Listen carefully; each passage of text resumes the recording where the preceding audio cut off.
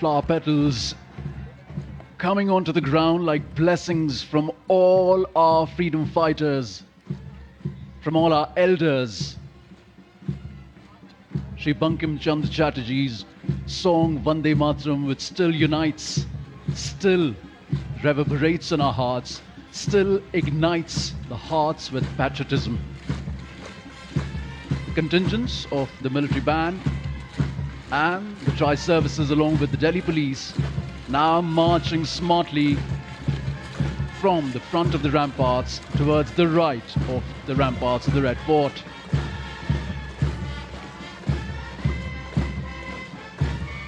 What a march, stoic and precise.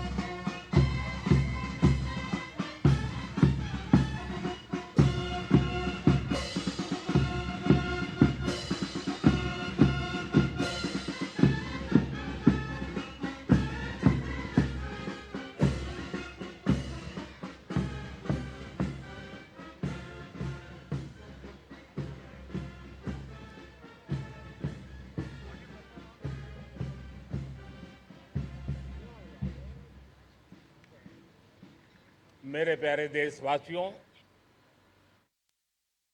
आज हम सब 80वां स्वतंत्रता दिवस मना रहे हैं। आज हर दिलों की धड़कन वंदे मातरम के नाद से गूंज रही। आज हर घर तिरंगा है, हर मन तिरंगा है और देश उत्साह और उमंग के साथ नए संकल्पों को लेकर के आज आगे बढ़ रहा है। आप सबको स्वतंत्रता दिवस की बहुत बहुत शुभकामनाएं।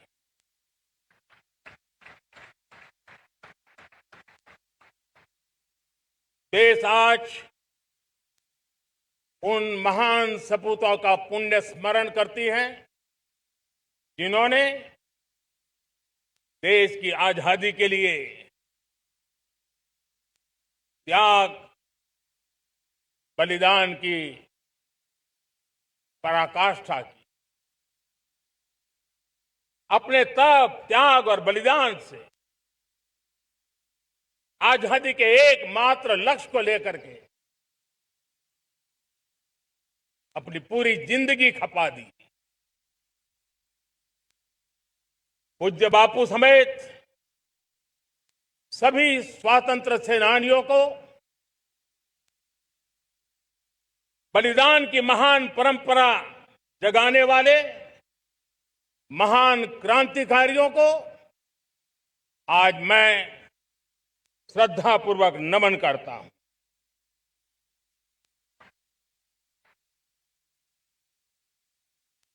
आज जो इस समारोह में उपस्थित है उन सब के लिए आज एक ऐतिहासिक पल भी है।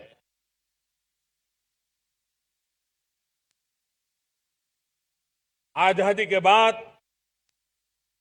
15 अगस्त को लाल किले पर पहली बार वंदे मातरम गूंज रहा है।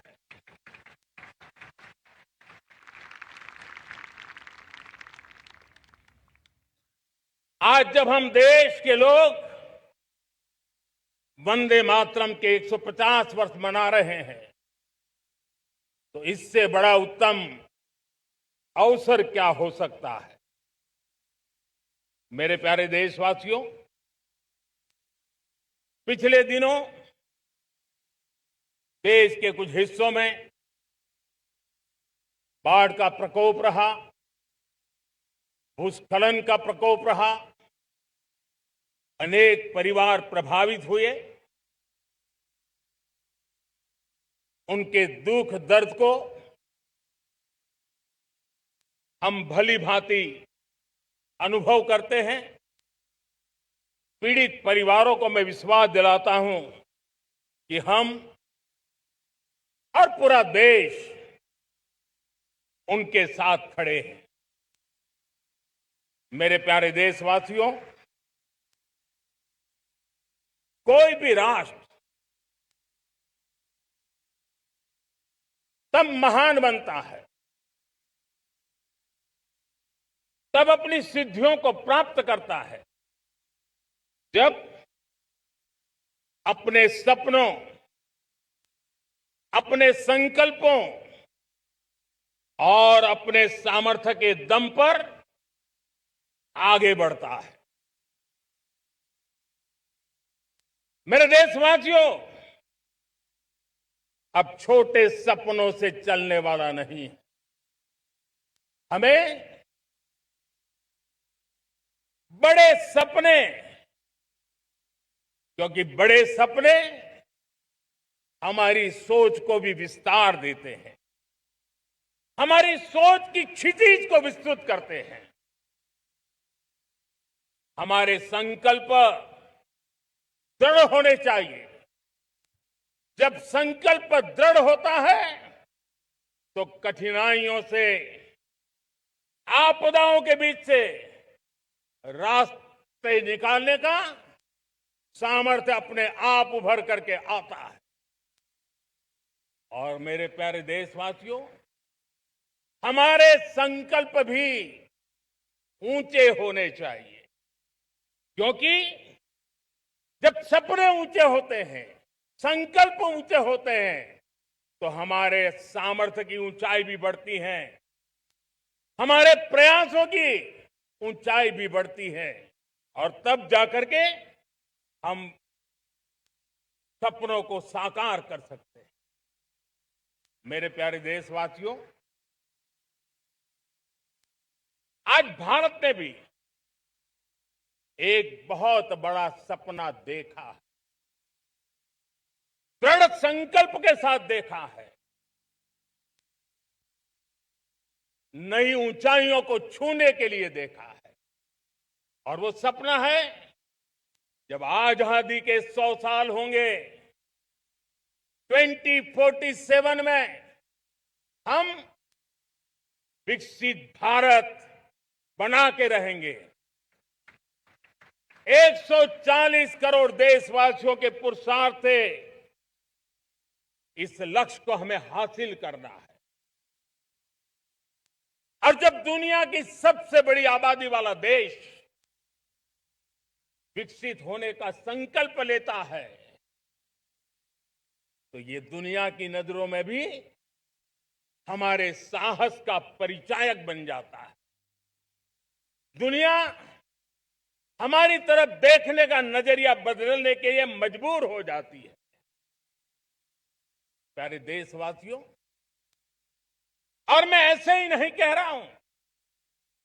पिछले 12 वर्ष में देश के कोटि कोटि नागरिकों ने, दलित हो, पीड़ित हो, वंचित हो, आदिवासी हो, गांव में रहने वाला हो, शहर में रहने वाला हो, गरीब हो, मध्यम वर्ग का हो, युवा हो, बुजुर्ग हो, नारी हो, पुरुष हो, उत्तर हो, दक्षिण हो, पूर्व हो, पश्चिम हो, हर किसी ने पिछले 12 साल में एक संकल्प के साथ, समर्पण के साथ देश को नई ऊंचाइयों पर ले जाने में हर प्रकार से प्रयास किया है।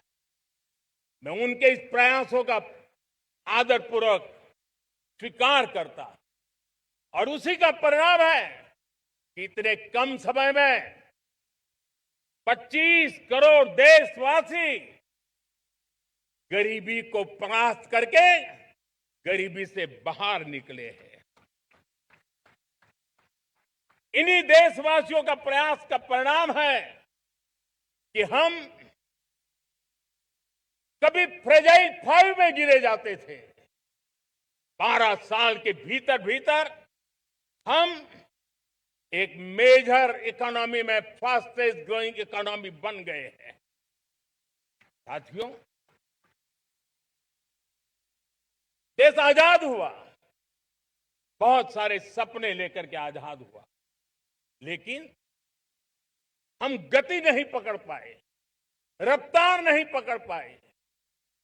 होती है, चलती है, अरे हो जाएगा, देखा जाएगा, उसी में खोए रहे। 2014 तक आते आते तो पूरे विश्व ने हमें फ्रेजाइल 5 के उस में डंप कर दिया था। ऐसे समय पिछले 12 साल में भारत ने एक नई रफ्तार पकड़ी। तेज गति से हम आगे बढ़ रहे हैं और देशवासियों का संकल्प है कि अब 140 करोड़ देशवासियों के संकल्प को, सामर्थ्य को रोकना नामुमकिन है। प्यारे देशवासियों, पिछले 12 वर्षों में डिफेंस प्रोडक्शन करीब 4 गुना हुआ। खादी और ग्रामोद्योग का उत्पादन करीब 5 गुना हुआ। इलेक्ट्रॉनिक मैन्युफैक्चरिंग करीब 7 गुना बढ़ा। आधुनिक रेलवे कोच का निर्माण 21 गुना बढ़ा। मोबाइल फोन उत्पादन 33 गुना बढ़ा। इतना ही नहीं, आधुनिक युग को देकर के भी डिजिटल और इनोवेशन की दुनिया में भी हमने अपना परचम लहराया। इंटरनेट कंज्यूमर करीब करीब 4 गुना बढ़े। पेटेंट ग्रांट होने की संख्या 4 गुना बढ़ी। डिजिटल ट्रांजैक्शन 100 गुना बढ़े। सामान्य मानवीय की सुविधाओं की तरफ भी हमने उतना ही गंभीरता से काम किया। हर साल औसतन 15 गुना ज्यादा तेजी से हमने नल से जल कनेक्शन दिए। हर साल औसतन 6 गुनी ज्यादा रफ्तार से लोगों को गैस कनेक्शन दिए। हर साल 4 गुनी रफ्तार से गरीबों के लिए टॉयलेट बनाने का काम किया। हर साल 3 गुना ज्यादा तेजी से गरीबों को घर देने का काम किया। देश ने गवर्नेंस में भी बहुत बदलाव लाया। हजारों की संख्या में कंप्लायंसेस खत्म किए। सैकड़ों की तादाद में पुराने कानून खत्म किए। पिछली शताब्दी के कानूनों से 21वीं शताब्दी की मार्च नहीं हो सकती। हमने आधुनिक इंफ्रास्ट्रक्चर के लिए मेट्रो का विस्तार किया। हमने पब्लिक ट्रांसपोर्ट को ताकत दी। जिस स्पीड से काम, जिस स्केल पर काम किया, ये सब, ये रफ्तार, ये विस्तार, ये अचीवमेंट आजादी के बाद पहली बार पिछले 1 दशक ने देखा है। और जब इतनी सारी सिद्धियां हमारे सामने हो, इतनी तेज गति दिखाई देती हो, देशवासियों का सामर्थ्य पल पल प्रकट होता है, तब तो 2047 में विकसित भारत बनने का संकल्प कभी भी अधूरा नहीं रह सकता है। ये सारे आंकड़े इस बात की गवाही देते हैं कि हम आगे बढ़ने वाले हैं। मेरे प्यारे देशवासियों, लेकिन उसके लिए आत्मविश्वास की जरूरत होती है, आत्मगौरव की जरूरत होती है और साथ साथ आत्मनिर्भर भारत होना भी बहुत जरूरी होता है। और इसलिए बीते वर्षों में हमारा कन्विक्शन रहा है कि भारत को हमें अब दूसरे देशों पर निर्भर रह करके नहीं जीना चाहिए। हमें आत्मनिर्भर बनना चाहिए। दुनिया में बहुत कुछ मिलता है, सस्ता मिलता है, जल्दी मिल सकता है, लेकिन उससे हमारा सामर्थ्य तैयार नहीं होता, न हमारे सामर्थ्य की कसौटी होती है। और इसलिए हमें भी अपनी क्षमताओं को बढ़ाना है। अपने हितों की सुरक्षा हमें खुद को करनी है। और इसलिए आत्मनिर्भर भारत का संकल्प बहुत दृढ़ता के साथ हम लेकर के आगे बढ़ रहे हैं। मेक इन इंडिया, स्वदेशी, वोकल फॉर लोकल, इन सारे क्षेत्रों में आज हर भारतीय का मन जुड़ रहा है। मेरे प्यारे देशवासियों, मैं आपको एक उदाहरण देता हूं सेमीकंडक्टर का। देश आजाद होने के बाद विश्व में तो सेमीकंडक्टर की चर्चा हो चुकी थी, हमारे यहां भी बातें होती थी, लेकिन सेमीकंडक्टर का कोई बड़ा प्लान हम आगे नहीं बढ़ा पाए। और आज स्थिति क्या है? आज की डिजिटल दुनिया में, आज की टेक्नोलॉजी में चिप का महात्म्य हम समझते हैं। कोई भी इलेक्ट्रॉनिक गुड्स होगा, हमारे मेडिकल इक्विपमेंट होंगे, हमारे ट्रांसपोर्ट के रास्ते होंगे, हर किसी में चिप अनिवार्य है। और इस चिप के बिना दुनिया थम जाए ऐसी स्थिति पैदा हो। और इसलिए भारत ने आत्मनिर्भर होने की दिशा में अपना सेमीकंडक्टर प्लांट, बड़ा सेमीकंडक्टर प्लांट, 3 सेमीकंडक्टर प्लांट शुरू हो चुके हैं। और मुझे बताया गया है कि वहां जो प्रोडक्शन हो रहा है वो एक्सपोर्ट होना शुरू हो चुका है। और मैं देशवासियों को कहना चाहता हूं, आने वाले 7-8 वर्ष में और 5, 7 या 8 सेमीकंडक्टर प्लांट बहुत ही जल्द शुरू होने वाले। ये आत्मनिर्भर भारत हमें विकसित भारत की दिशा में जाने का महामार्ग देता। मेरे प्यारे देशवासियों, वैसे ही एक चर्चा क्रिटिकल मिनरल की हो रही है। पूरी टेक्नोलॉजी क्रिटिकल मिनरल पर निर्भर है।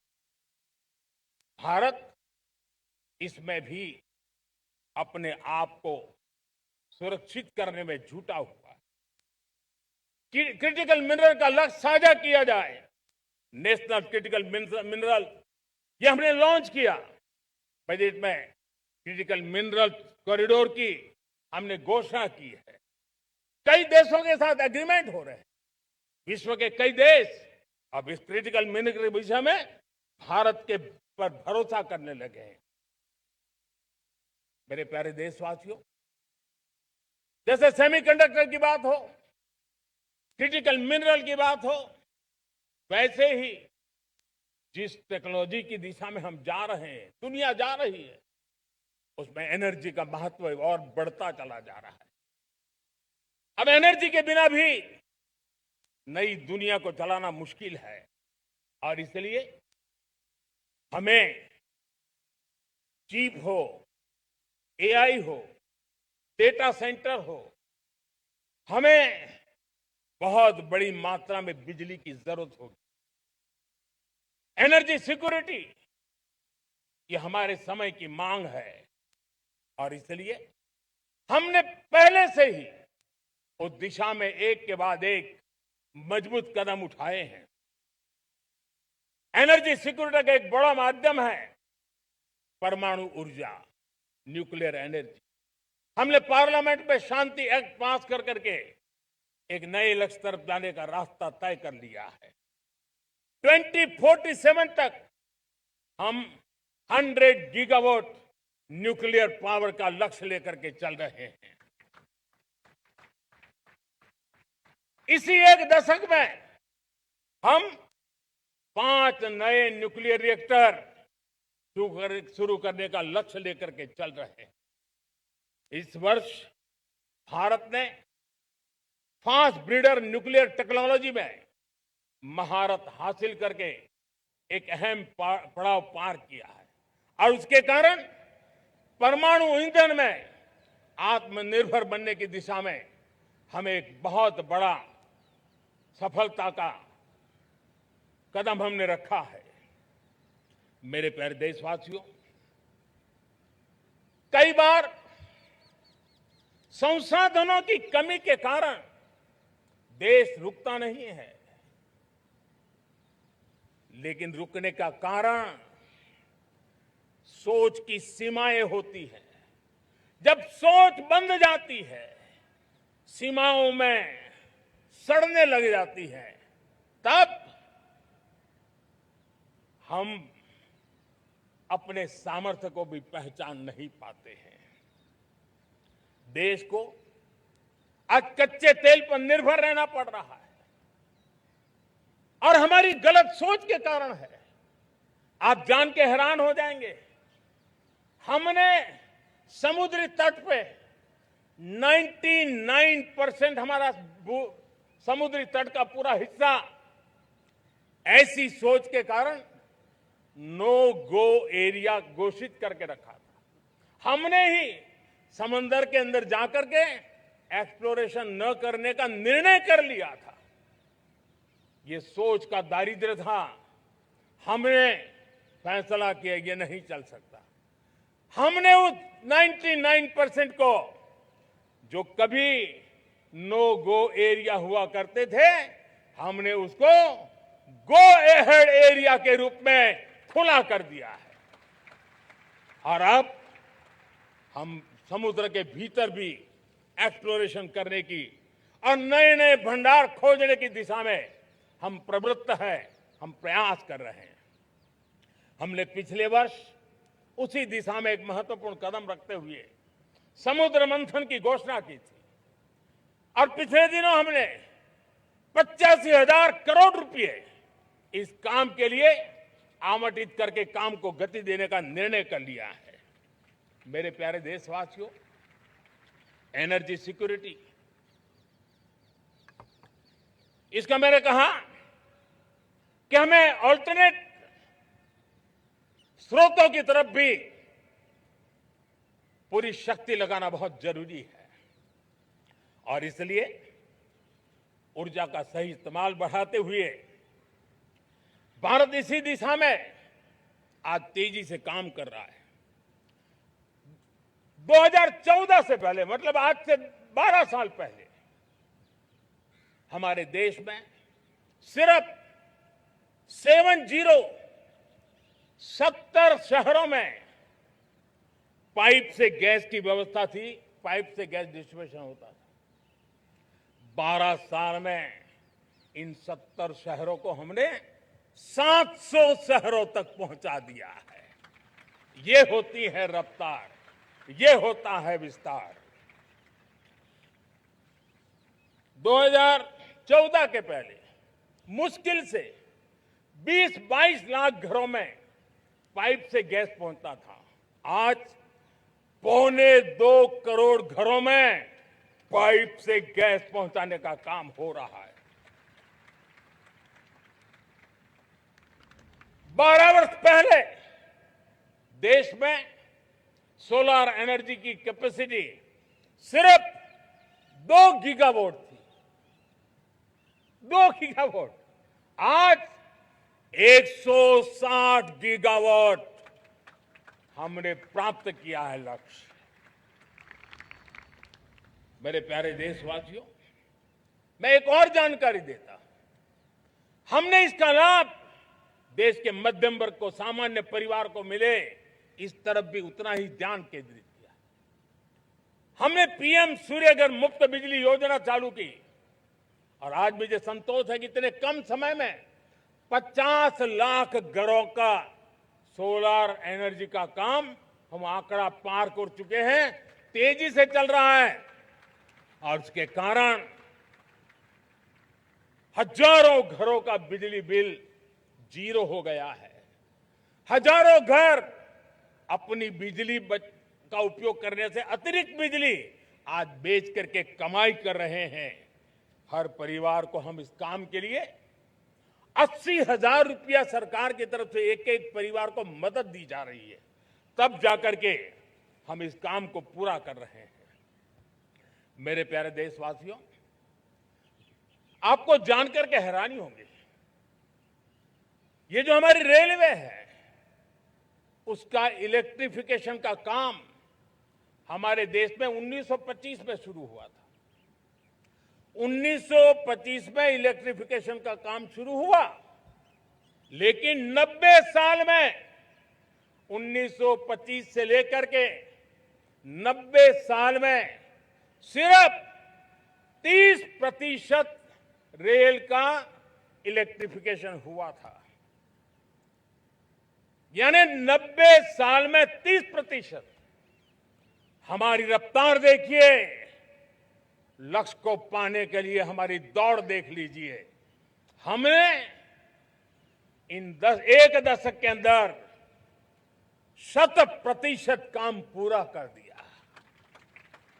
90 साल में 30%, 10 साल में 70%, ये होता है काम। और इसके कारण डीजल जो हमें बाहर से लाना पड़ता है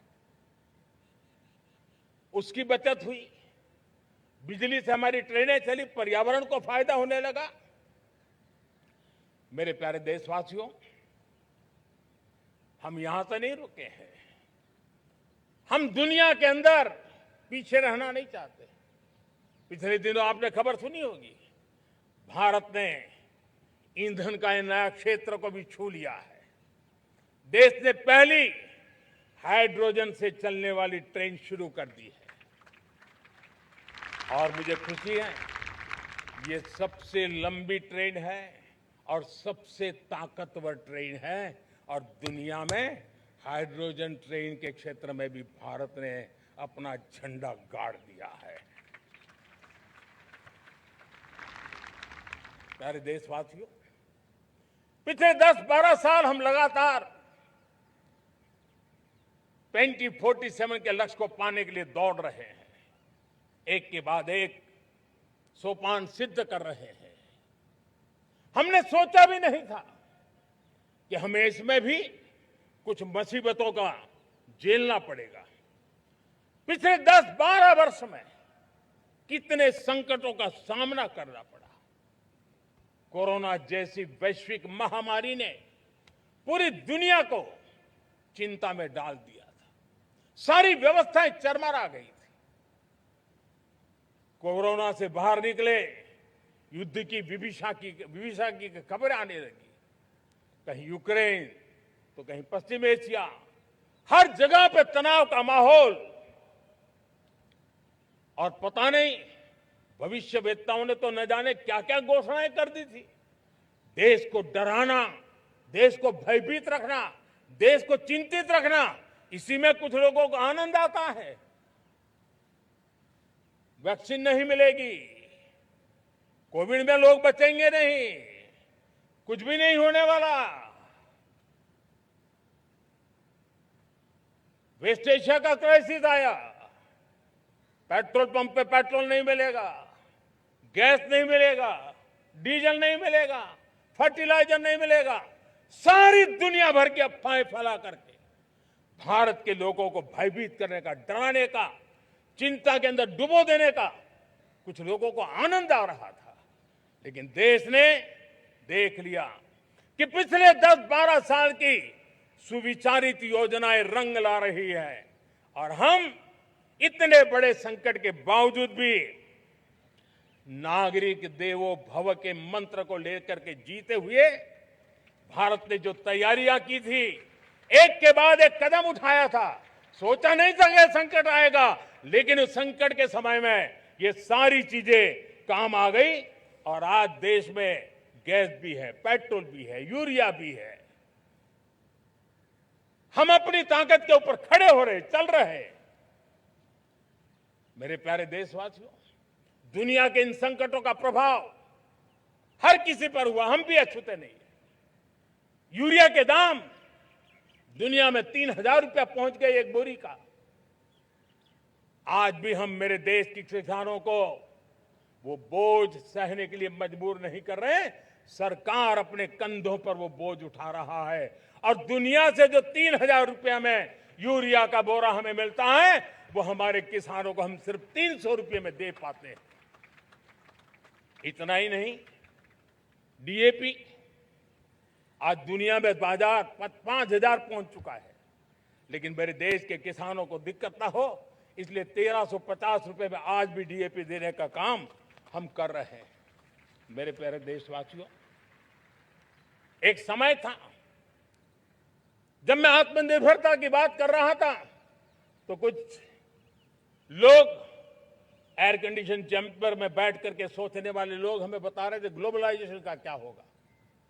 लेकिन दुनिया देख रही है कि पिछले एक दशक में ऐसा लग रहा है कि दुनिया ने ग्लोबलाइजेशन बोलना ही बंद कर दिया है। जहां से ग्लोबलाइजेशन की आवाज आती थी वो बंद सुनाई नहीं देती है। दुनिया का हर देश अपनी अपनी संभालों के मिजाज की तरफ गया है। लेकिन दुर्भाग्य से इस संकट के कालखंड में कुछ लोगों ने अपना रुतबा दिखाने के लिए संसाधनों को वेपनाइज करने का खेल खेला है। दुनिया अपने पास जो कुछ भी है उसको वेपनाइज करने में लगी है। संसाधनों का वेपनाइज, रिसोर्स का वेपनाइज, पेट्रोल, डीजल, फर्टिलाइजर, दवाइयां, टेक्नोलॉजी की चिप्स, इतना ही नहीं भूभाग को भी वेपनाइज किया जा रहा है। और ऐसे समय अगर हम आत्मनिर्भरता मंत्र को लेकर 10 साल सही दिशा में न चले होते तो हम कल्पना कर सकते हैं कि ऐसी चुनौतियों का मजबूती से मुकाबला कैसे करते। और हमारी तैयारियां निरंतर बढ़ती जा रही है। मेरे प्यारे देशवासियों, दूसरी तरफ आज भारत का प्रोफाइल पूरी तरफ बढ़ रहा है। आज भारत दुनिया के लिए एक स्वीकृत और सम्मानीय देश के रूप में बन रहा है। भारत के पास स्थिर पॉलिटिकल मैंडेट है, स्थिर सरकार है, भारत का वाइब्रेंट लोकतंत्र है, भारत का मजबूत न्याय तंत्र है और हम सबको दिशा देने वाला भारत का संविधान है। और अब दुनिया हमारे इन सामर्थ्य को पहचानने लगी है और इसलिए 2014 के बाद दुनिया करीब करीब 40 देशों के साथ हमारा एफटीए एग्रीमेंट हो रहा है। अब देखिए कितना बड़ा अवसर आया है। लेकिन ये जो ट्रेड एग्रीमेंट्स हुए हैं ये एक बहुत बड़ा अवसर है और इसलिए खास करके मैं मेरे एमएसएमईज को कहना चाहूंगा कि हमें इस मौके को छोड़ना नहीं है। दुनिया में हमें पहुंचना है। भारत के उत्पाद की हर चीज विश्व के बाजार में पहुंचे और चाहे हमारा टेक्सटाइल हो, हमारी मशीनरी हो, हमने दवाइयां हो, हमने मौका छोड़ना नहीं है। लेकिन वैश्विक जो पैरामीटर्स हैं उस पैरामीटर को हमें पार करना होगा। हमें दुनिया से जो मिलता है उसे अच्छा देना पड़ेगा, दुनिया में जो मिलता है उसे सस्ता देना पड़ेगा। और पंजाब के लुधियाना से लेकर के तमिलनाडु के तिरुपुर तक हमारा टेक्सटाइल सेक्टर दुनिया में पहुंच सकता है। इतना ही नहीं, केरलम से लेकर के गुजरात और तमिलनाडु से लेकर के बंगाल, ये हमारा समुद्री तट, हमारे मछुआरे भाई बहन आज इस एफटीए के कारण हमारे श्रिप यानी झींगा उसके एक्सपोर्ट की बहुत संभावना बनी है। हमारे सी फूड की दुनिया में पहुंच बनने की संभावना पड़ी हुई है। और इसलिए मैं चाहूंगा कि हम इस परिस्थिति का फायदा उठाते हुए, हम आगे चलते हुए हम इन कामों को पार करने के लिए प्रयास करें। मेरे प्यारे देशवासियों, मैंने जो भूमिका आपके सामने रखी है उसके पीछे 2047 का लक्ष्य इन मजबूत नींव पर खड़ा है। 2047 विकसित भारत का लक्ष्य हमने पिछले 10-12 साल में देशवासियों ने जो सामर्थ्य दिखाया है, उस सामर्थ्य का हिस्सा है। और इसलिए मेरे प्यारे भाइयों बहनों, सदी का 1/4 हिस्सा बीत चुका है और अगला 1/4 हमारे लिए अत्यंत महत्वपूर्ण है। अब हम रुक नहीं सकते हैं, हमारी गति नहीं रुक सकती है, हमारी दिशा तय हो चुकी है, हमें प्राप्त करके रहना है। और इसके लिए हमें अपना वर्क कल्चर बदलना होगा। हमारे वर्क कल्चर को बदलते हुए हमें हमारी सोच को भी बदलना होगा, हमें हमारे काम की गति को भी बदलना होगा। जो काम पिछले 5-7 दशक में नहीं हुए हैं, वो काम हमें आने वाले 5-7 साल में करने हैं। और मेरा भरोसा है मेरे देश की युवा शक्ति पर, मेरे देश के नौजवानों पर, मेरे देश की माताओं को बहनों पर, मेरे देश के किसानों पर, मेरे देश के मजदूरों पर कि हम इस सपने को साकार कर सकते हैं। और इसलिए हमें रिफॉर्म की गति को भी आगे बढ़ाना है। और जब मैं रिफॉर्म की बात कर रहा हूं, रिफॉर्म नहीं हमारे लिए कोई कंपल्सन है, नहीं रिफॉर्म ये हमारे के लिए कोई बजबड़ है। हमारे लिए रिफॉर्म ये कन्विक्शन है। आउट ऑफ कन्विक्शन हम रिफॉर्म एक्सप्रेस पर चल पड़े हैं और हम आने वाले दिनों में भी नेक्स्ट लेवल रिफॉर्म की ओर बढ़ने वाले हैं। और इसलिए सरकार, समाज, उद्योग, उत्पादक, किसान, हर किसी ने अपनी ट्रेडिशनल व्यवस्थाओं में रिफॉर्म करना पड़ेगा, सोच में रिफॉर्म करना होगा, अपने लक्ष्यों को रिफॉर्म करना होगा। और इसलिए मेरे प्यारे देशवासियों, हमें एक निश्चित दिशा में को लेकर के चलना होगा। मैं आज उस युग को भी याद करना चाहूंगा जब देश, भारत का सामर्थ्य सप्त सिंधु के रूप में हम जानते थे, हम समझते थे, हम सुनते थे। अब विकसित भारत बनाने के लिए हमें नई धारा चाहिए। आज लाल किले की प्राचीर से मैं देश के सामने शक्ति की सप्त धारा का आवाहन करता हूं। आने वाले 5-7 साल में जो पिछले 5-7 दशक में नहीं हुआ, वो सप्त धारा के सामर्थ्य से, शक्ति से हम देश को नई ऊंचाई, नई गति देंगे और नए लक्ष्यों को पार करने वाला सामर्थ्य देंगे। और इसके साथ साथ देश की युवा शक्ति का सामर्थ्य का भरपूर राष्ट्र निर्माण में उपयोग होगा, उनकी शक्ति जोड़ी जाएगी।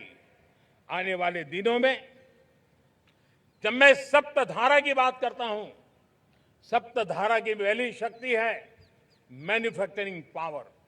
मेरे प्यारे देशवासियों, हमें मैन्युफैक्चरिंग सेक्टर को बहुत आगे बढ़ाना होगा और प्रोडक्शन बढ़ाने के साथ साथ हमें छोटे छोटे पुर्जे भी बनाने हैं और बड़े बड़े प्रोडक्ट भी बनाने हैं। पूरा वैल्यू चेन हमारा होना चाहिए और उसे लेकर के चलना। हमें कंपोनेंट भी चाहिए और हमें कंप्लीट मैन्युफैक्चरिंग भी चाहिए, कंप्लीट प्रोडक्ट भी चाहिए। डिजाइन से लेकर मैन्युफैक्चरिंग तक भारत को ग्लोबल सप्लाई चेन का भरोसामंद केंद्र बनना होगा। इसके लिए मैं 3 चीजों पर विशेष जोर देना चाहता हूं। मैन्युफैक्चरिंग के क्षेत्र में जो मेरे भाई बहन हैं, ये समय का ये अवसर है, इस अवसर को जाने मत दें। और इसके लिए हमें कॉस्ट, क्वालिटी और स्केल, इसके विषय में वैश्विक मानदंडों से खरा उतरना पड़ेगा। हमारी फैक्ट्रीज कॉम्पिटिटिव हो, हमारे प्रोडक्ट्स यूजर फ्रेंडली हो, हमारा पैकेजिंग दुनिया के लोगों को लुभावने वाला हो, आकर्षित करने वाला हो, हमारा जीरो डिफेक्ट प्रिसिजन मैन्युफैक्चरिंग ये हमारी पहचान बनना चाहिए। हर मैन्युफैक्चरर, हर एंटरप्रेन्योर हर एमएसएमई से मैं कहना चाहता हूं, ग्लोबल मार्केट में हमारी पहचान विश्वसनीयता और गुणवत्ता के आधार पर होनी चाहिए। क्वालिटी के संबंध में नो कॉम्प्रोमाइज, और इसलिए हमारा मंत्र क्वालिटी क्वालिटी क्वालिटी होना चाहिए। यही हमारा ग्लोबल ब्रांड वैल्यू बनेगा। मेरे प्यारे देशवासियों, इस सप्तधारा की दूसरी शक्ति है कृषि और फूड प्रोडक्शन, फूड प्रोसेसिंग। हमें इस दिशा में आगे बढ़ना होगा। हमारे किसानों ने, अब दुनिया के बाजार खुल चुके हैं। एफपीए के कारण हमें एक बहुत बड़ा मार्केट मिल रहा है। हमें वहां पहुंचना है, हमें उस जगह को हाथ लगाना है। हमें खेत से लेकर के एक्सपोर्ट मार्केट की ओर जाना होगा। हमारे पारंपरिक खान पान हो, हमारे मिलेट्स हो, हमारे मसाला हो, हमारे फल हो, फूल हो, क्या कुछ नहीं है हमारे पास, वो ग्लोबल ब्रांड्स बनने चाहिए। हमारे किसान केमिकल फ्री खेती को बल देंगे। दुनिया में इनकी मांग और बढ़ने वाली है, और जो ग्लोबल पैरामीटर्स के अंदर हर प्रकार से सिद्ध होने वाले हमारे एग्रो प्रोडक्ट होंगे, तो दुनिया में हम आसानी से पहुंच पाएंगे। मेरी सप्तधारा की तीसरी शक्ति है टेक्नोलॉजी और इनोवेशन। मेरे प्यारे देशवासियों, आज जमाना एआई का है, क्वांटम का है, स्पेस का है, रोबोटिक्स का है, डेटा सेंटर्स का है। पूरी तरह एक नया क्षेत्र खुल चुका है, और इमर्जिंग टेक्नोलॉजी ये भी हर पल हमें चुनौती दे रही है। और इसलिए देश को दुनिया के लिए मार्केट नहीं बना देना, हमें इनोवेशन का हब बनना है। हमने यूपीआई और डिजिटल पब्लिक इंफ्रास्ट्रक्चर में लोहा मनवा लिया है, हमारी ताकत का परिचय करवा दिया है। अब भारत को डिजिटल पब्लिक टेक्नोलॉजी, उसको भी दुनिया के कोने कोने तक पहुंचाना है। भारत को नेक्स्ट जनरेशन कम्युनिकेशन टेक्नोलॉजी में लीड करना है। मेड इन इंडिया 6G हर कोने में पहुंचे, ये हमारा लक्ष्य होना चाहिए, और हमें उसमें तेजी करनी चाहिए, और इसके लिए हमारा प्रयास कम नहीं होना चाहिए। सप्तधारा की चौथी शक्ति है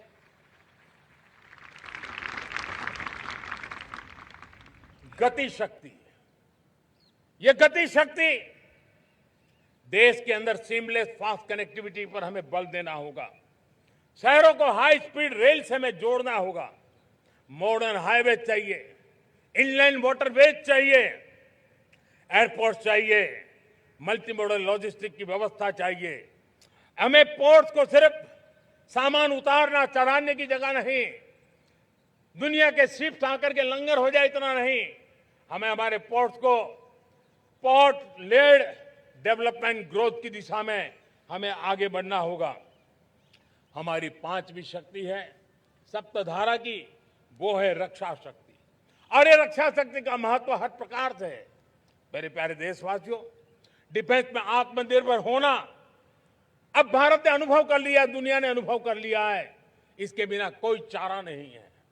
विश्व जब अपनी अपनी ही सोच रहा है, तब भारत विश्व के लिए बाजार बन करके नहीं रह सकता है।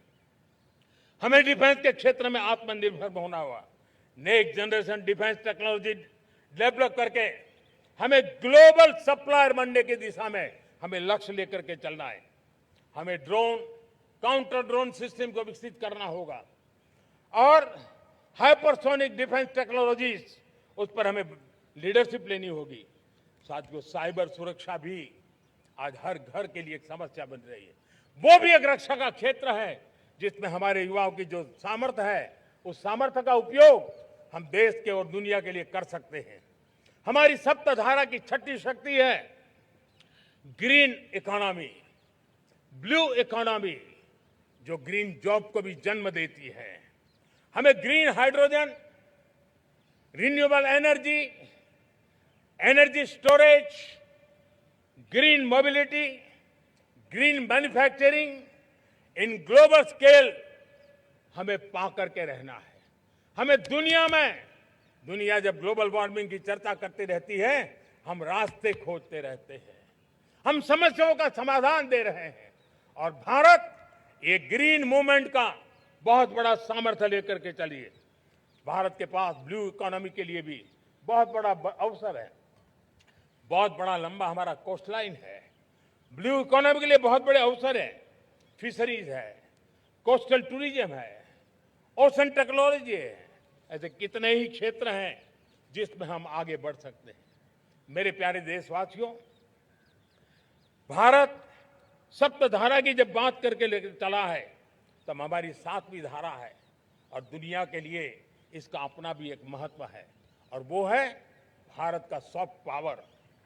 भारत के सॉफ्ट पावर की ताकत है। आज योग ने पूरी दुनिया को भारत के साथ जोड़ के रखा हुआ है। योग दुनिया के लिए एक ऊर्जा बनता जा रहा है। भारत के लिए विश्वास का बड़ा कारण बनता जा रहा है।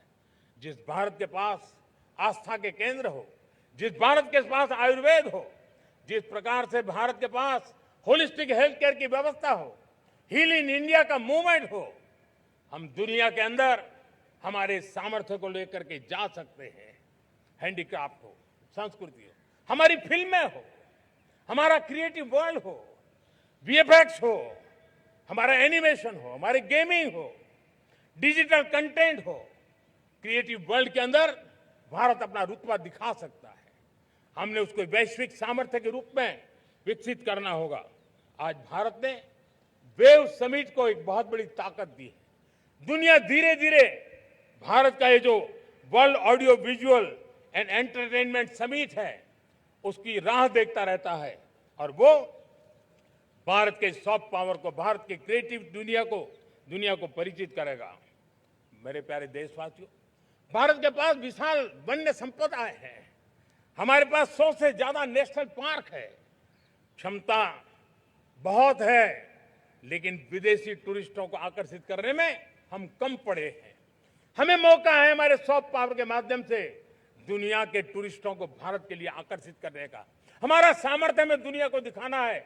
हम ये काम आरा से करें और हम जल्द से जल्द हम इन लोगों आज दुनिया में स्पोर्ट्स की जो है वो भी एक बहुत बड़ा भारत के प्रति आकर्षण का केंद्र। दुनिया के स्पोर्ट्स इवेंट भारत में क्यों ना हो। कॉन्स्टेंट इकोनॉमी बहुत बढ़ रही है। देश के नौजवानों का आकर्षण है। विश्व का हर कोई कलाकार चाहता है कभी न कभी भारत की धरती पर अपना कॉन्सर्ट करे। ये एक बहुत बड़ा अवसर है। हमें इसको मोबिलाइज करने के लिए व्यवस्थाएं खड़ी करनी होगी। साथियों, सप्तधारा की 7 शक्तियां उद्देश्य सिर्फ एक सेक्टर में प्रगति करने का नहीं है। एक होलिस्टिक अप्रोच के साथ हमें राष्ट्र को जो लक्ष्य लेकर के हम चल रहे हैं, जो एम्बिशन लेकर के चल रहे हैं, उस स्केल को हमें पार करने की दिशा में काम करना है। मेरे प्यारे देशवासियों, कुछ चीजें मैंने बताई हैं, लेकिन मैं इससे भी आगे सोचता हूं। मैं जरा देश को झकझोरना चाहता हूं। मैं देश की शक्ति को भी झकझोरना चाहता हूं। देश यानी सिर्फ सरकार नहीं होती है। देश यानी हर नागरिक जुड़ता है। क्या हम सोच नहीं सकते कि फॉर्च्यून 500 की चर्चा तो बहुत सुनते हैं। आने वाले एक दशक में इन फॉर्च्यून 500 में 50 कंपनियां भारत की क्यों न हो, ये लक्ष्य हमारा क्यों न होना चाहिए। आज बैंकिंग सेक्टर फल फूल रहा है। दुनिया की टॉप बैंक के अंदर भारत की बैंक का झंडा भी क्यों न फहरता हो। भारत की बैंक भी टॉप बैंक 5 बैंक में भारत की भी एक बैंक होनी चाहिए। भारत की फार्मा की दिशा में हमने बहुत काम किया है, लेकिन समय की मांग है कि दुनिया की 5 बड़ी फार्मा कंपनियों में भारत की भी 1-2 फार्मा कंपनियों का नाम गूंजना चाहिए। भारत उसमें अपना स्थान बनाना चाहिए। लॉ फर्म्स होते हैं, रेटिंग एजेंसी होती है। क्या समय की मांग नहीं है कि ग्लोबल लीडरशिप अब हमारे हाथ में होनी चाहिए। टैलेंट है, सामर्थ्य है, हमारा लंबा इतिहास भी है, भाषाओं पर हमारा प्रभुत्व है। हमें विश्व में पहुंचना चाहिए। हमारी कोई कंसल्टिंग फर्म, अकाउंटिंग फर्म दुनिया के टॉप फर्म्स के अंदर क्यों नहीं होनी चाहिए। भारत की टेक्नोलॉजी कंपनियां दुनिया के अंदर सिरमौर हो, यह हमारा लक्ष्य होना चाहिए।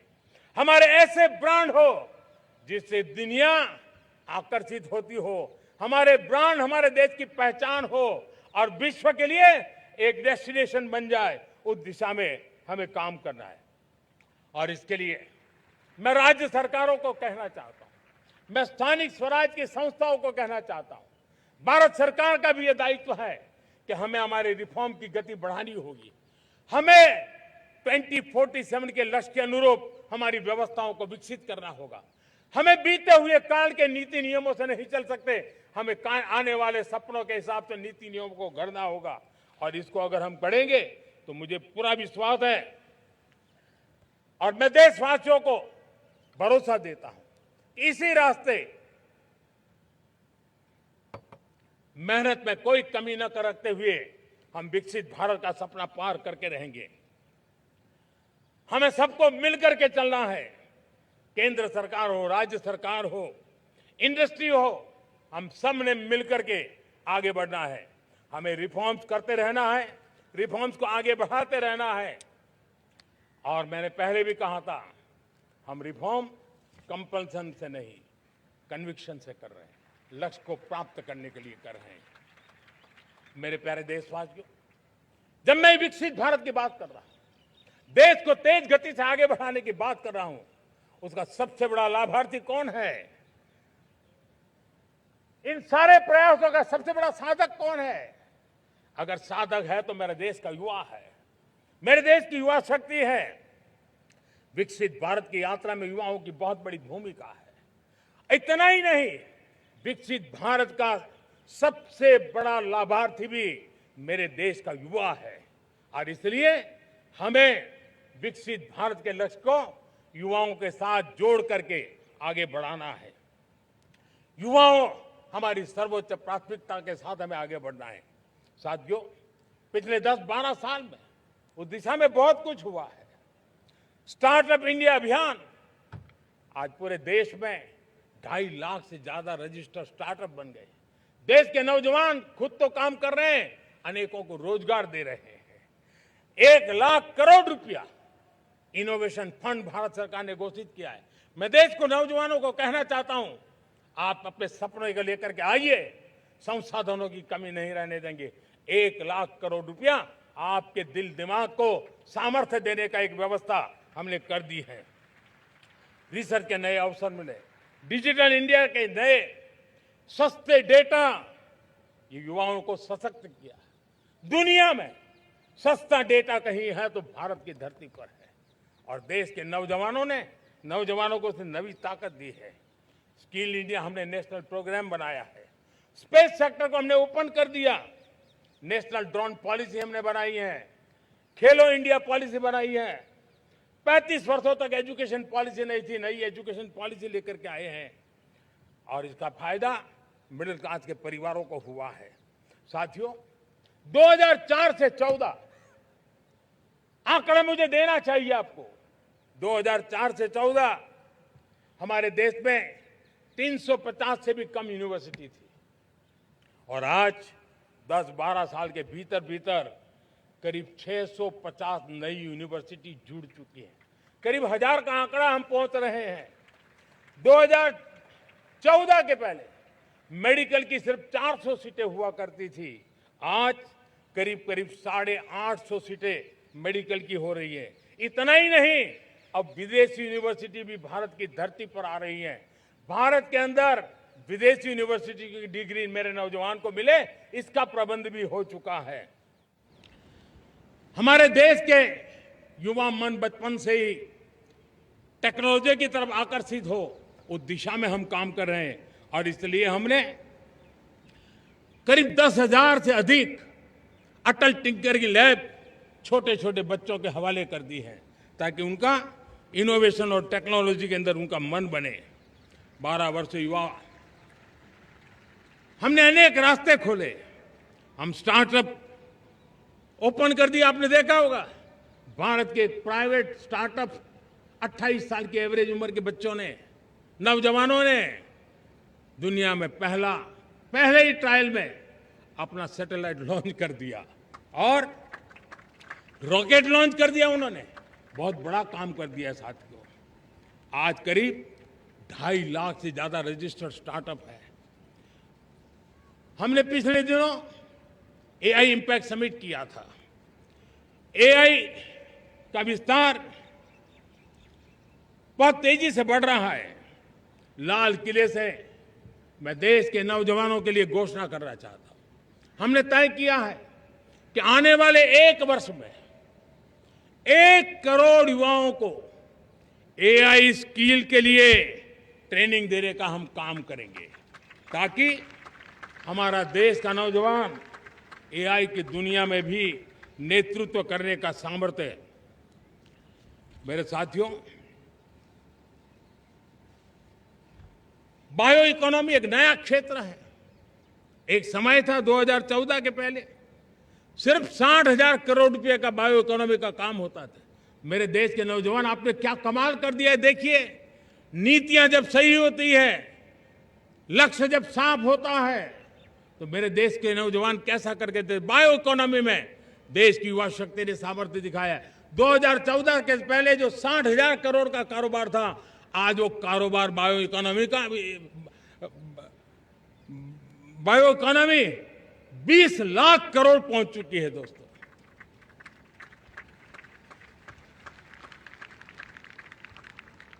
दो 2009-10 का कालखंड था, सिर्फ 25 लाख इलेक्ट्रिक व्हीकल हमारे देश में बिके थे।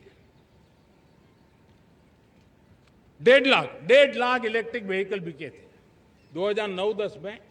1.5 लाख इलेक्ट्रिक व्हीकल। इस 25-26 में 25 लाख इलेक्ट्रिक व्हीकल बिके हैं। मेरे प्यारे देशवासियों, एविएशन सेक्टर भी मेरे नौजवानों के लिए बहुत तेजी से आगे बढ़ रहा है। नए एयरपोर्ट, नए रूट, नए नए रोजगार के अवसर बना रहे हैं। मेंटेनेंस, ओवरहॉलिंग, इसके भी कारण देश में बहुत बड़ी मात्रा में स्किल मैन पावर को काम मिल रहा है। मेड इन इंडिया हवाई जहाज बनाने की दिशा में हमने सफलता पाई है। Made in India defence transport aircraft C295 already अपनी उड़ान भर चुका है, सफल उड़ान भर चुका है। ये देश के नौजवानों के लिए, मेरे साथियों, ड्रोन ने भी बहुत बड़ा काम किया है। स्वामित्व योजना, गांव में ड्रोन से स्वामित्व योजना सफल हो रही है। करीब 3.25 करोड़ परिवारों को स्वामित्व योजना का लाभ मिला है और इसके कारण 140 लाख करोड़ रुपए जैसी संपत्ति अनलॉक हुई है, जिसके कारण बैंक से लोन मिल सकता है, लोग अपना कारोबार कर सकते हैं। मेरे प्यारे देशवासियों, हमारे मध्यम वर्गीय परिवारों के सामने एक बहुत बड़ा बोझ बन चुका है कोचिंग क्लासेस की स्पर्धा। हर माँ बाप को लग रहा है कि कोचिंग क्लास में बच्चे को नहीं भेजा तो हम प्रतिष्ठित परिवार नहीं है। इन गरीब और मिडिल क्लास परिवारों की हम चिंता करते हुए हजारों करोड़ रुपए का उनका खर्च है वो भी बचे, बेटे भी अपने आसपास रह सके, उनकी देखभाल हो सके, परिवार पर आर्थिक बोझ ना आए। और इसलिए हमने युवाओं के लिए विभिन्न परीक्षाओं की फ्री ऑनलाइन कोचिंग हमने करने का निर्णय किया है। डिजिटल पब्लिक इंफ्रास्ट्रक्चर है, हमारे पास उत्तम टैलेंट है, टीचर्स हैं, उन संसाधनों को जोड़ करके हम देश के नौजवानों को फ्री कोचिंग देने का एक पूरा नेटवर्क हम खड़ा करने वाले हैं। मेरे प्यारे देशवासियों, मैं हमेशा कहता आया हूं, जो खेले वो खिले। जब मैं खेले वो खिले की बात कर रहा हूं, तब मेरे प्यारे देशवासियों, आज भारत खेल की दुनिया में अपनी जगह बना रहा है। अब खेल के पोडियम में भारत का राष्ट्रगीत सुनाई देता है, भारत का राष्ट्रगान सुनाई देता है, भारत का तिरंगा झंडा लहराता दिखाई नजर आ रहा है। टॉप्स योजना ने बहुत बड़ी सफलता पाई है। खेलो India games, university games, winter games, beach games, sports infrastructure, sports के लिए कोचिंग, स्पोर्ट्स मेडिसिन, स्पोर्ट्स के लिए न्यूट्रिशन, इन सारे विषयों में भारत अब महारत करने की दिशा में आगे बढ़ रहा है। नौजवानों के लिए पूरा नया क्षेत्र, खिलाड़ी न बन सके तो उसकी सपोर्ट सिस्टम में भी बहुत बड़ा क्षेत्र खुल रहा है। स्पोर्ट्स की दुनिया में भारत का प्रदर्शन बेहतर होता रहा है और हम 2036 में ओलंपिक के मजबूत दावेदार बनकर के आगे बढ़ रहे हैं और 2030 में कॉमनवेल्थ गेम्स को भारत होस्ट करने वाला है। और मेरे साथियों, दुनिया में जो ओलंपिक की खेल होते हैं, करीब 40 प्रकार के गेम होते हैं और करीब 350 साढ़े 350 स्पर्धाएं होती हैं ओलंपिक में। और आपको जानकर के दुख होगा मेरे देशवासियों, मेरे नौजवानों, मैं आपको चुनौती देता हूं, मैं आह्वान करता हूं, मैं आपकी मदद चाहता हूं। 350 जितने स्पर्धाओं में भारत 2/3 खेलों में कहीं होता ही नहीं, हमारी मौजूदगी नहीं होती, हम क्वालिफाई नहीं होते हैं। हमने तय किया है कि 2036 में जो ओलंपिक होगा, हम चाहते हैं कि वो भारत में हो, लेकिन 2036 में जिन विधाओं में आज भारत खेलता नहीं है, जिन विधाओं में भारत क्वालिफाई नहीं करता है, जिन स्पर्धाओं में भारत ने छोड़ के रखा है, 3/4 हिस्सा हमारे इंतजार कर रहा है। भारत उस पर बल देगा और इसके लिए हम टैलेंट हंट का एक अभियान भी चलाना चाहते हैं। हमें अगर 2036 के लिए खिलाड़ी चाहिए तो आज जो 5 साल, 10 साल, 15 साल की उम्र के नौजवान हैं, बेटे हैं, उनके तरफ ध्यान देना होगा, उन बेटियों पर ध्यान देना होगा। और इसलिए 5 से 15 उम्र के बच्चों में खेल प्रतिभा ढूंढने के लिए गांव-गांव, शहर-शहर, स्कूल-स्कूल एक टैलेंट हंट का अभियान चलाया जाएगा। बच्चों की प्रतिभा को देखा जाएगा और फिर उनको स्पेशल ट्रेनिंग दे करके देश के लिए खेलने वाले अच्छे खिलाड़ी बनाए जाएंगे। मेरे प्यारे युवा, देश के सामने, देश के नौजवानों के सामने नशा एक बहुत बड़ा संकट बनता जा रहा है। नशा मुक्त भारत, ये हम सबका सामूहिक दायित्व होना चाहिए। हमारे उज्जवल भविष्य के लिए हमारी युवा पीढ़ी मजबूत हो, हमारा युवा सामर्थ्य हमारे देश के लिए काम आए, इसलिए नशा मुक्त भारत। पिछले दिनों माय भारत के वॉलंटियर्स ने, देश के एनजीओ ने, देश के सामाजिक सांस्कृतिक संगठनों ने, देश के आध्यात्मिक पुरुषों ने मिलकर के नशा मुक्त भारत का 100 सप्ताह का एक कार्यक्रम तय किया है। 100 सप्ताह तक एक अभियान चलने वाला है। मैं हर परिवार को कहना चाहता हूं कि आप भी इस अभियान का हिस्सा बने, आप इसके साथ जुड़िए और देश के नशा मुक्त भारत के सपने को पूरा करने के लिए आप आगे आइए। मेरे प्यारे देशवासियों, 21वीं सदी में दशकों पुरानी जो चुनौतियां हैं, उन चुनौतियों को खत्म करना बहुत अनिवार्य है। नक्सलवाद, माओवाद लाखों युवाओं के भविष्य को तबाह कर दिया, अनेक माताओं के दूधमल नौजवानों को छीन लिया, बर्बाद कर दिया, हर मां बाप के सपनों को चूर चूर कर दिया। इस नक्सलवाद ने 4 दशक तक हिंदुस्तान के बहुत बड़े हिस्से को, बहुत बड़ी आबादी को दबोच करके रखा था, बंदूक के नोक पर दबोच करके रखा था, संविधान की धज्जियां उड़ा दी थी और देश के सामान्य नागरिकों की रक्षा में 3,500 से ज्यादा हमारे पुलिस के, सुरक्षा बल के जवान शहीद हो गए। युद्ध के अंदर जितने सैनिक मरते हैं, उससे ज्यादा हमारे पुलिस जवानों को जान की बाजी लगानी पड़ी ताकि देश के सामान्य मानवीय को सुरक्षा मिले। ये नक्सलवाद ने धरती को लहूलुहान कर दिया था। 2014 में आपने जब हमें मौका दिया, उसी दिन हमने संकल्प लिया था कि हम देश को नक्सलवाद से मुक्त करेंगे। और आज मुझे खुशी है कि नक्सली माओवादी हिंसा आखिरी सांस भी शायद रहने की अब तो ताकत नहीं रही है। पूरी तरह उसे खत्म करने की दिशा में जहां पर कभी नक्सलवादियों की गोलियां चलती थी, जहां पर कभी धरती रक्त रंजित रहा करती थी, आज उसी नक्सल क्षेत्रों में, उसी इलाकों में नक्सल मुक्त होने के कारण विकास, विश्वास और प्रयास का तिरंगा लहरा रहा है। मेरे प्यारे देशवासियों, लेकिन इस चुनौती को हमने कम नहीं आंकना है। इस चुनौती से हमें और भी सावधान रहने की जरूरत है। वर्षों तक देश की सत्ता में माओवादी सोच के लोग गलियारों में अपनी जगह बना करके बैठे थे। सरकारी कमेटियों में सलाहकार के रूप में भी ये माओवादी सोच ने नीतियों को प्रभावित किया था। मेरे प्यारे देशवासियों, जंगलों में हमें हथियारी नक्सलों का खात्मा बुलाने में, उस संकट से देश को मुक्त कराने में सफलता मिली है। लेकिन हथियारी नक्सल तो गए, लेकिन दिमागी नक्सल, ये दिमागी नक्सल मौके की तलाश में है। हिंसा, अराजकता के वो रास्ते खोज रहे हैं, समाज को गलत राह पर घसीटने के लिए भांति भांति के दांव कर रहे हैं। इन दिमागी नक्सलियों को पहचानना होगा, इन दिमागी नक्सलियों को आइसोलेट करना होगा और राष्ट्र को विकसित राष्ट्र बनाने की मुख्य धारा की ओर देश की युवा पीढ़ी को जोड़ना होगा।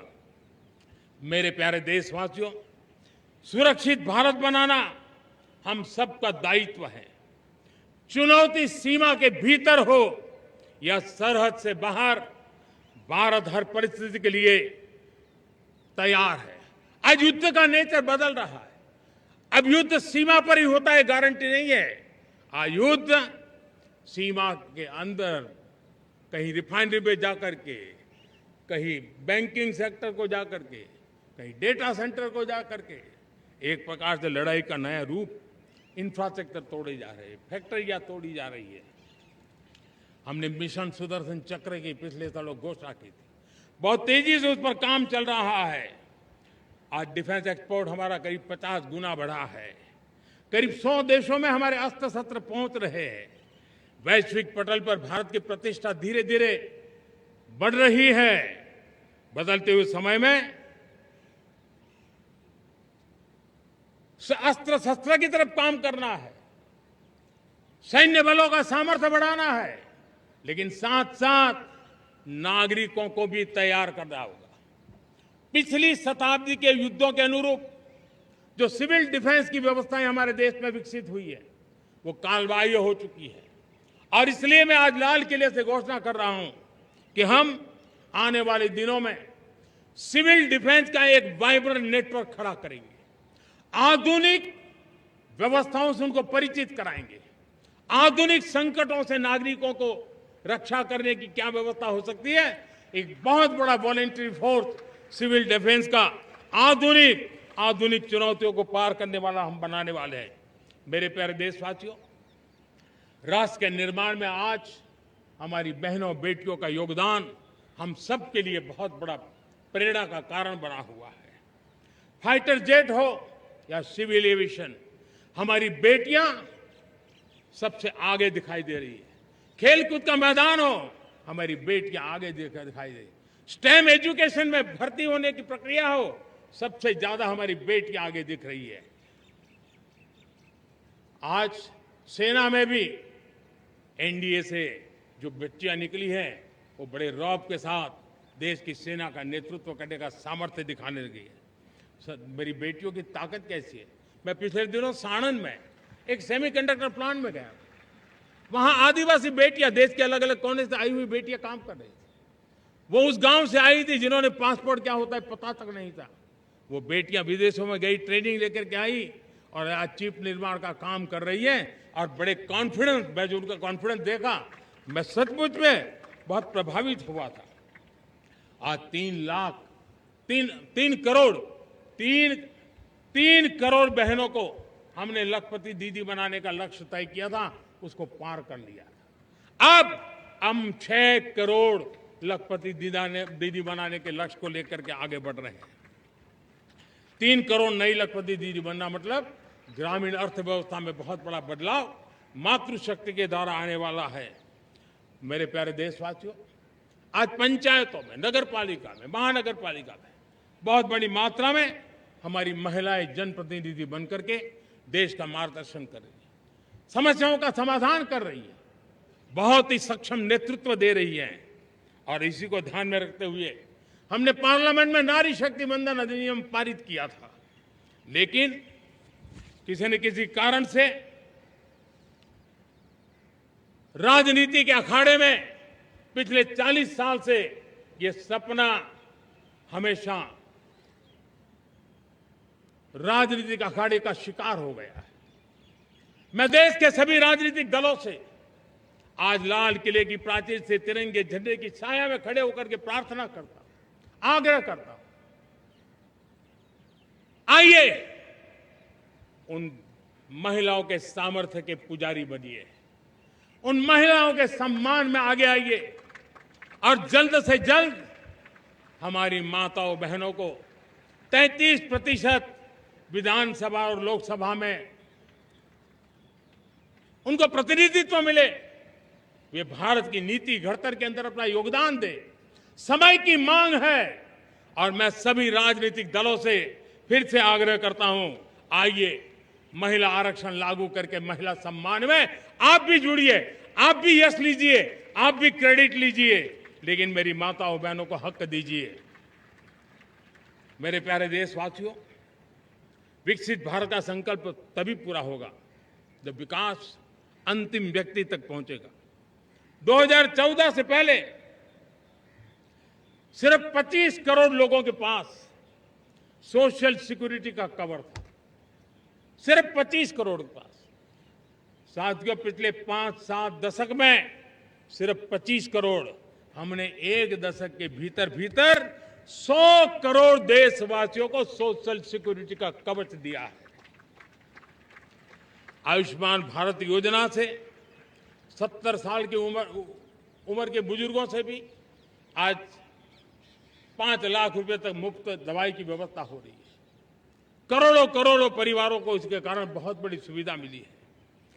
और इस आयुष्मान कार्ड के कारण 2 लाख करोड़ रुपया जो दवाई और ऑपरेशन के पीछे खर्च होना था, वो मेरे परिवारों के बच्चे हैं। वो गरीब परिवार है, वो मध्यम वर्ग के परिवार है, उनको इतनी बड़ी।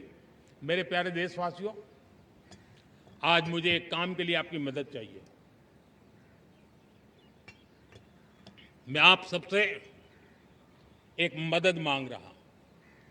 सभी नौजवानों से मैं चाहता हूं कि आप इसका नेतृत्व करिए।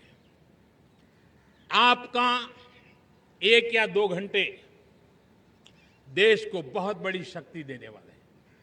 आपको लगेगा 1-2 घंटे में मैं देश की क्या शक्ति, मैं बताता हूं, आप बहुत बड़ी शक्ति बनने वाले हैं। और इसलिए हर घर में वातावरण बने। इन दिनों देश में जनगणना का काम हो रहा है, सेंसस का काम हो रहा है, गिनती चल रही है। और गिनती सिर्फ आंकड़ों से बात बनती नहीं है, उसकी बारीकियों से नीतियां बनती हैं, योजनाएं बनती हैं, देश आगे बढ़ने की अपनी रूपरेखा तैयार करता है। और इसलिए सटीक जानकारियां होना बहुत जरूरी है। कभी कभी जो सरकार की तरफ से प्रतिनिधि आते हैं वो इतनी जल्दी में होते हैं, कभी स्पेलिंग एक लिख देते हैं, कभी अलग लिख देते हैं, और इसके कारण अल्टीमेट परिणाम हमें सही मिलने में दिक्कतें आती हैं। अब जब टेक्नोलॉजी अवेलेबल है और इस बार निर्णय किया है, आप स्वयं भी जनगणना में अपनी जानकारियां अपने मोबाइल फोन से भर करके दे सकते हैं। बाद में कोई बाबू आएंगे, कोई प्रतिनिधि आएंगे, आपसे चर्चा करेंगे, लेकिन आप परिवार के सब बैठ करके अगर डिजिटली अपना रजिस्ट्री करवा दे, सारी बारीकियां, स्पेलिंग में भी गलती ना हो, कोई भी जानकारियों में गलती ना हो, आप जितनी परफेक्ट जानकारी देंगे देश को आगे बढ़ने में बहुत बड़ी मदद मिलेगी। और इसलिए मैं देश के नौजवानों को कहता हूं कि आप अपने परिवार के लोगों को बिठा करके पूरे फॉर्म को समझिए। पहले कागज पे फॉर्म को भर दीजिए, कोई गलती है तो करेक्ट कर लीजिए और फिर टेक्नोलॉजिकली उसको डिजिटली इसको अपलोड कर दीजिए। आप देखिए इतना बड़ा काम देश कर लेगा और देश का समय और शक्ति सही काम के लिए उपयोग आएगा। और इसलिए मेरे देश के नौजवानों को जनगणना के इस काम में सक्रियता से जुड़ने के लिए मैं आग्रह करता हूं। मेरे प्यारे देशवासियों, मैंने लाल किले से पंच प्राण की बात कही थी। इस पंच प्रण ने देश को अपने आत्मगौरव की ओर लेकर के आगे बढ़ने का, लक्ष्यों को पार करने के सामर्थ्य के साथ आगे बढ़ने का एक बहुत बड़ा संबल दिया है। हमें गुलामी की मानसिकता हर पल मिटाते ही रहना है। जिस भारत का सपना नेताजी सुभाष चंद्र बोस ने देखा था, बाबा साहब आंबेडकर ने देखा था, पंडित नेहरू ने देखा था, सरदार पटेल, भगत सिंह, सुखदेव राजगुरु ने देखा था, डॉक्टर श्यामा प्रसाद मुखर्जी ने देखा था, भगवान बिरसा मुंडा ने देखा था, ज्योतिबा फुले ने देखा था, उन सब से प्रेरणा लेकर के हम आगे बढ़े। इस संकल्प को हम दोहराए, स्वयं से ऊपर राष्ट्र का हित हो, स्वयं से ऊपर राष्ट्र का हित हो और कर्तव्य ही हमारी पहचान हो। मैं सभी देशवासियों से कहूंगा, समय हमारा है। मैं सभी देशवासियों से कहूंगा, समय हमारा है, अवसर हमारा है, संकल्प हमारा है। आइए सपनों को संकल्प बनाए, संकल्प को सामर्थ्य बनाए और सामर्थ्य को सफलता में बदल के रहें। आइए हर कदम को विकास का कदम बनाएं, कदम से कदम मिलाएं, मन से मन मिलाएं, लक्ष्य से जुड़े रहे। एक दीप से जले दीप हजारों, आओ मिलकर विकसित भारत बनाएं। इसी एक भावना के साथ इस मंगल पर्व पर आप सबको अनेक अनेक शुभकामनाएं। मेरे साथ बोलिए, भारत माता की, भारत माता की, भारत माता की, वंदे वंदे वंदे। बहुत बहुत धन्यवाद।